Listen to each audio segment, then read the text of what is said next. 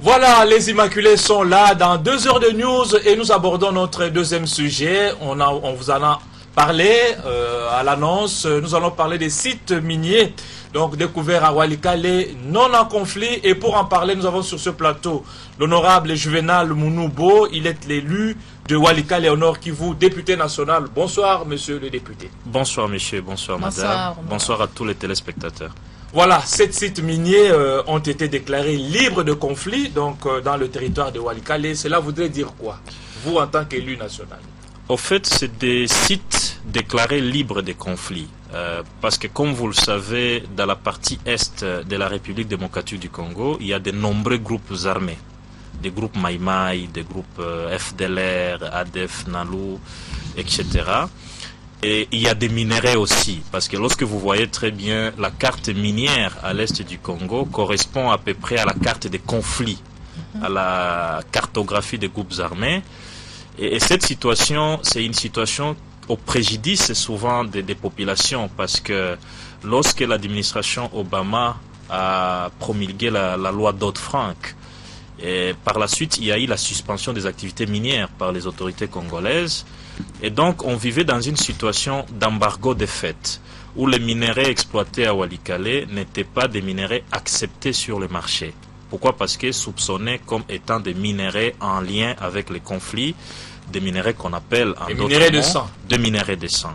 Alors, il y a eu beaucoup de discussions sur ces sujets-là. Pourquoi? Parce que pendant cette situation d'embargo de fait, une sorte d'embargo de fait, étant donné que l'économie de cette partie du territoire national, c'est une économie largement basée sur les mines. Parce que l'agriculture, l'élevage ne sont pas des secteurs développés.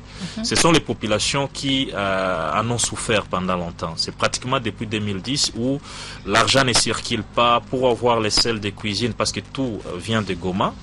Ce n'était pas facile parce que les minerais ne sont pas achetés, ne sont pas vendus et il y avait comme une sorte de blocus ou de blocage. Alors, les experts ont estimé et les experts pour parler évidemment avec des politiques, parce que moi je suis parmi ceux-là qui faisaient des démarches dans ce sens, il y a lieu de faire la part des choses, parce que tout n'est pas rouge. Il y a des endroits où il n'y a pas de groupes armés, et donc ça valait la peine de valider certains sites et les déclarer libres des conflits. Raison pour laquelle moi j'ai salué ça comme étant un bon progrès ou un bon résultat des plaidoyers ou des démarches qui ont été effectuées. Pourquoi? Parce qu'au moins dans les 7 sites miniers, les minerais qui viennent de là, ce ne sont plus des minerais à suspecter. C'est des minerais qui sont acceptables sur les marchés. Et si ces minerais sont acceptables sur les marchés, ça va impacter positivement sur l'économie du territoire. Est-ce que cette opération va mettre fin, en tout cas, au trafic illicite de minerais? Mettre fin au trafic illicite, ça va contribuer évidemment parce que ça met de la clarté dans le processus. Maintenant, on sait exactement les minerais sont exploités par qui, dans quel site. Donc, si on trouve un minerai, par exemple, un minerai qu'on peut apercevoir à Goma, je prends un sac de cassitérite, eh bien, avec les systèmes qu'on a instaurés d'étiquetage, parce qu'on met les tags, les étiquettes sur les minerais, c'est facile maintenant de savoir si ça vient d'où, de quel site minier. Si on retrouve le même minerai en Ouganda ou au Rwanda ou en Malaisie, on doit savoir ça vient d'où. C'est ça la traçabilité. Justement, étiqueter les les minerais, selon vous, est-ce une garantie pour lutter contre... C'est un aspect, mais le gouvernement doit faire un effort aussi pour lutter contre les groupes armés. Parce que tant que subsisteront l'activisme, tant que les groupes armés existeront dans cette partie du territoire, comme je vous ai dit, la carte sécuritaire, donc la cartographie des groupes armés, il y a une certaine équivalence, je veux dire, dans les mêmes milieux où on trouve des groupes armés, c'est dans les mêmes milieux où on trouve des minerais. Je crois il y a des progrès sur le plan des mines, donc les ministères de mines, des experts des mines, mais il faut aussi qu'il y ait des progrès sur le plan de la défense, sur le plan de la restauration de l'autorité de l'État. Il faut appliquer l'accord cadre d'Addis Abeba, il faut lutter contre les groupes armés. Et par exemple, à Walikale, il y a encore les FDLR, il y a encore des groupes Maïmaï. Comme pas plus tard qu'aujourd'hui encore, il y a 2 factions Maïmaï qui se battent dans les groupements de Ihana vers les villages de Kiboa sur la route de Massissi. C'est entre Walikale Centre et Massissi. Donc l'effort à faire, c'est ça. L'effort à faire, c'est aussi de désenclaver les territoires. Pourquoi? Parce que la route n'est pas en bon état. C'est très difficile de relier Goma à Walikale en passant par Massissi. L'effort à faire, c'est de désenclaver. Et le désenclavement de ces territoires, ça passe par la réhabilitation des axes routiers.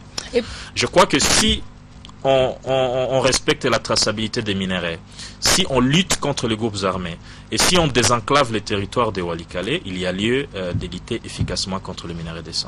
Et pourquoi il a été décidé que les produits miniers soient vendus localement? Il a été décidé que les produits miniers soient vendus localement pour les valoriser. Parce que avant, ce qui s'est passé, c'est quoi? On achète à vil prix les produits, on les emballe dans des sacs, on les met dans des petits porteurs, c'est-à-dire des avions, qui décolle pas d'un aéroport, parce qu'il n'y a pas un aéroport à Walikale, c'est une piste, c'est la route, une sorte de tenalieu d'aéroport, la route de Kisangani, et les petits porteurs décollaient de cette piste-là, et ça laissait penser, comme dans un film d'action, en tout cas ça laissait penser à un pillage. On les achète à vil prix, et du coup, les minerais sont évacués par avion pour être vendus à un prix plus ou moins élevé. Ça peut être dans le pays voisin, ça peut être en Malaisie, ça peut être en Europe ou ailleurs. Et donc, instaurer des points de vente des minerais localement, c'est une façon de valoriser les minerais, et pour que les recettes n'échappent pas au trésor, pour que les recettes rentrent dans la caisse de la province et des entités territoriales décentralisées. Et là, honorable, on poursuit, on a décidé que les minerais soient transportés, excusez-moi, par route seulement. Pourquoi cette justification? Pourquoi cette décision? Oui, vous savez que ce n'est pas du tout décent qu'un milieu où on trouve plusieurs minerais, il y a d'exploitation minière, qui est chaque fois des rotations des petits avions qui descendent, qui atterrissent, prennent des minerais, partent. C'est un peu comme des éperviers. Ça laisse penser à un pillage.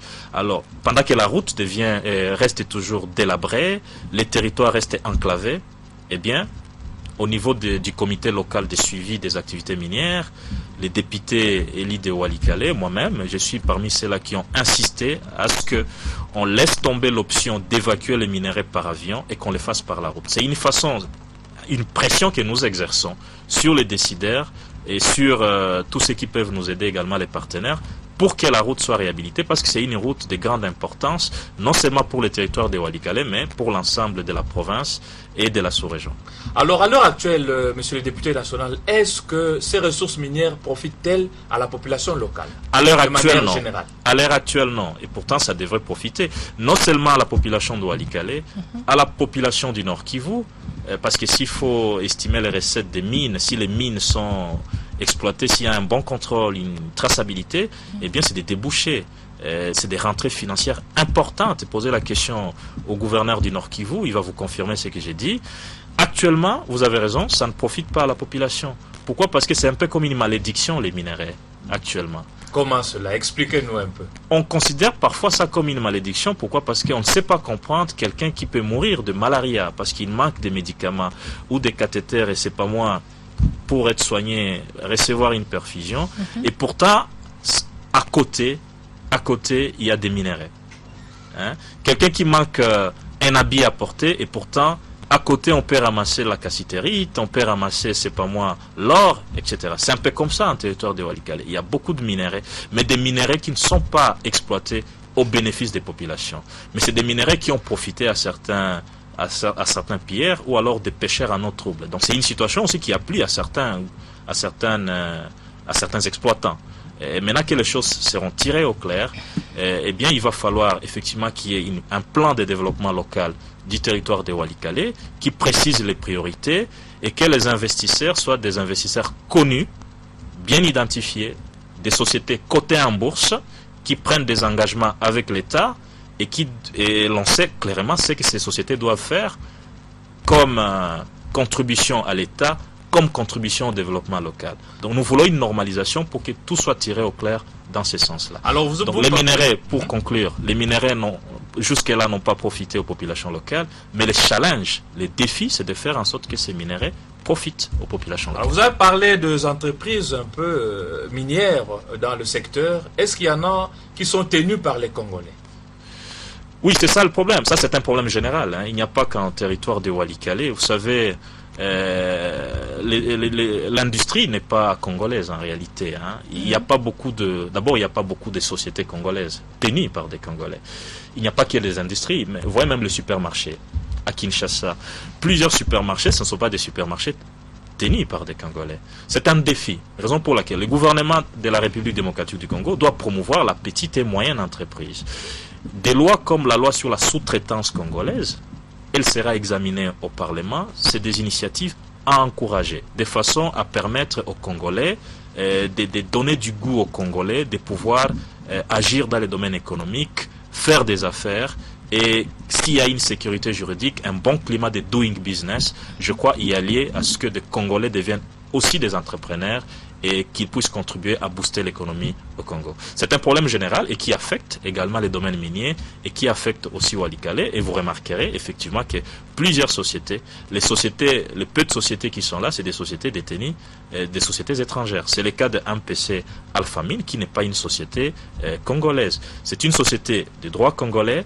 Là encore, d'ailleurs, les choses ne sont pas encore clairement identifiées. Pourquoi? Parce que les actions ont été rachetées par une multinationale qu'on appelle Alphamine. Mais vous remarquerez qu'à part les coopératives qui jusque-là n'apportent pas grand-chose d'ailleurs au développement local, les coopératives minières qui doivent être suffisamment encadrées par l'État, par des structures comme CESCAM, à part les coopératives, eh bien, il n'y a pas de société détenue dont les actions sont détenues par des Congolais. Et c'est un défi général en République démocratique du Congo, et un défi que nous lançons au gouvernement et à tous les décideurs. Alors parlons à présent des investissements à caractère social dans la contrée. Les entreprises minières qui sont là, il me semble qu'elles ont l'obligation d'entreprendre des œuvres sociales en faveur de la population. Est-ce que c'est le cas à Walikale? Oui, pourquoi? Parce que c'est ça. Vous savez, lorsqu'une entreprise arrive, elle doit d'abord obtenir les documents de l'État. Si c'est un permis de recherche, et surtout lorsqu'elle est en phase d'exploitation, eh bien, l'entreprise doit aussi contribuer au développement local.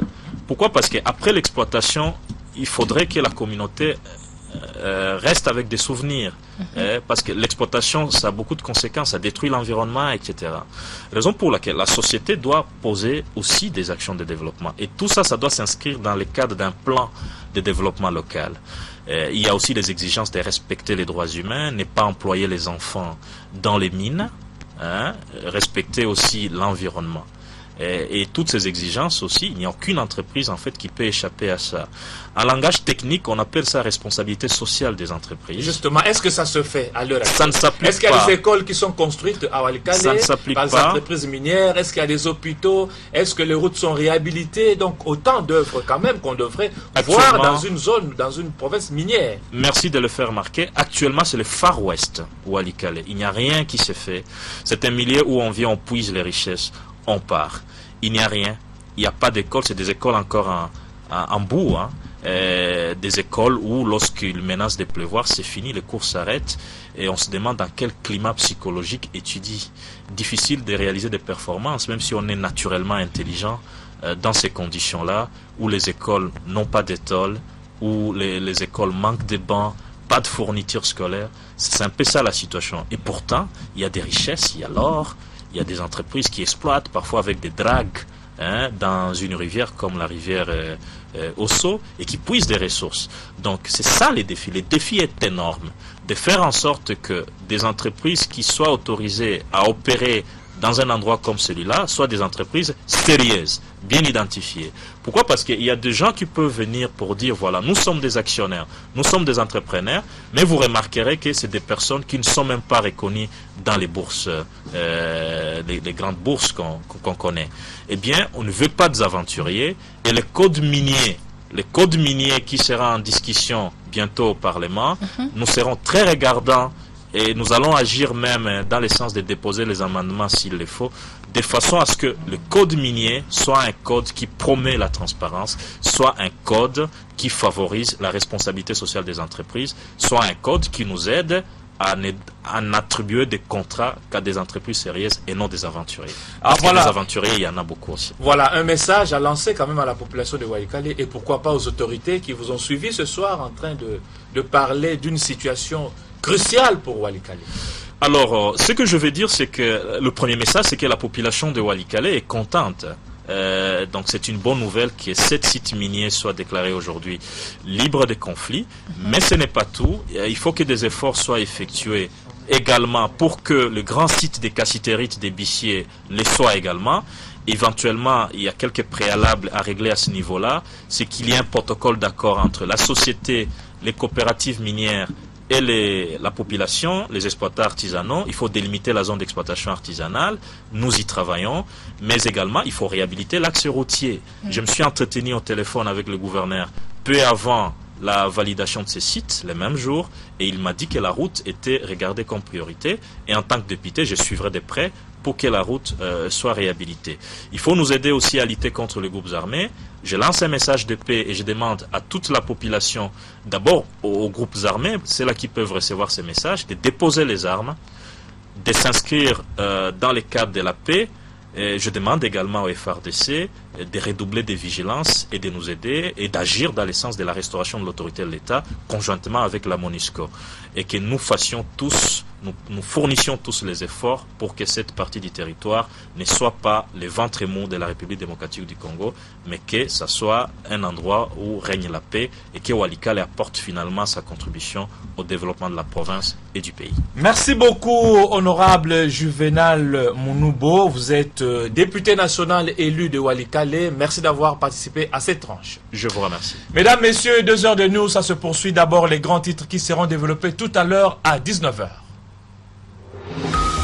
Affaire fosse commune de Maluku, le gouvernement congolais, à travers son porte-parole, récuse le lien entre cette affaire et les événements du 19, 20 et 21 janvier dernier.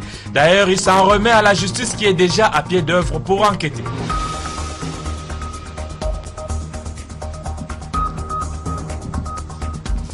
Et la police nationale congolaise, à l'heure de la collecte des données des policiers retardataires, l'opération a été lancée ce jeudi et consiste également à la remise de cartes de service.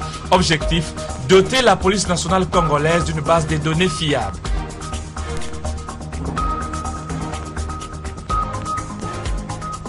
Enfin, après la pluie et le beau temps, la mosquée Ousoké dans la commune de Kinshasa sera bientôt ouverte. Une décision du ministre de la Justice est attendue dans ce sens. Les membres du comité directeur de la Comico qui ont effectué une visite sur place ont invité les croyants au calme.